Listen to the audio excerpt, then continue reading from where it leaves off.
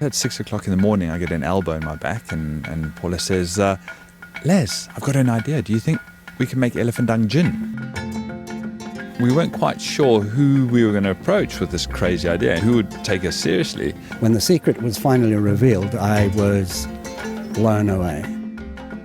Here we have one of the most interesting and best gins in Africa, telling a beautiful African story and involving everything that I love about gin making. Interesting aromatic plants, nature, creativity, something so quintessentially African that it simply can't be ignored. We're just collecting dung for our gin. Yes, we've been looking at where the ellies are because we need fresh dung. Where the ellies were, there were also lions, and so we've just been watching them carefully. It smells of the bushveld, actually. It smells of grass and leaves. It's lovely. It's very botanical. So we collected about just over 3 of these size bags. This will be, well, we hope about 4,000 bottles, 6,000 bottles is what we'll hopefully get out of this. The whole process is just by my wife and myself. We, from collecting the dung all the way through to bottling the product. This is a lifestyle business. We enjoy it and we want to keep enjoying it. As part of it, we donate 15% of our profits to Africa Foundation. And so we want to give back into the wildlife arena, and that's how we've distinguished ourselves. There are hundreds and hundreds of good gins in South Africa. I think there were 400-500 now. Cape Town has now been described as the new gin capital of the world, which is great for us. There may be a lot of brands out there, but the good ones are enjoying a fantastic market of an increasingly educated and sophisticated clientele.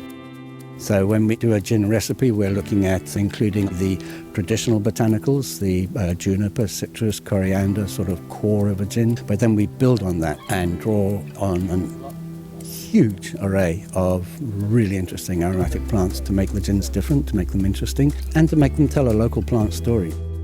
So when we look at a project like the Indlovu Gin, we're looking at probably one of the most sensitive creatures on the planet, hand-picking his own diet, the elephant. And their nose is so sensitive, they're gentle giants, they gently go through the landscape, pulling out what's palatable to them and using their nose to find that. Elephants only digest 30% of what they eat. They choose the most amazing foods, and the aloes and the buku and the fynbos, and they eat all these. They're drawing on acacias, which are aromatic. They're drawing on ericas. They're drawing on aromatic grasses, the cybopongans and others. So what they're doing is hand selecting for us. And then we are able to collect, dry and sanitize the material. We do frequent tests on the product. Our product is proven in a laboratory to be completely harmless in the sense of foreign matter or toxicity or anything like that. It's safer to drink than bottled water.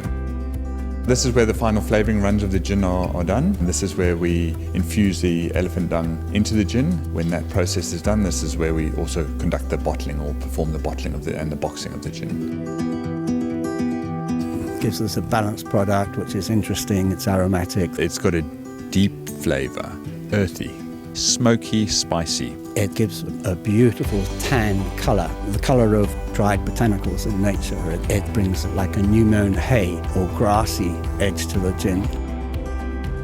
What we have is a gin that you can drink neat. That rounded, earthy flavours leaves a lovely aftertaste in your mouth. So it goes very well with coffee.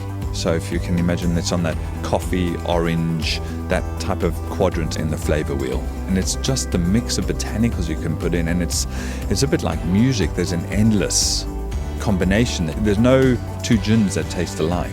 Obviously some people are going to throw up their hands and say, ooh, not for me, but really that's not the most common reaction. The most common reaction is, wow, that's interesting, that's innovative, it's creative, and heavens, it tastes amazing. We put a lot of effort into it, and we made sure that it is premium product. It tastes beautiful. Try it. You've got to try it.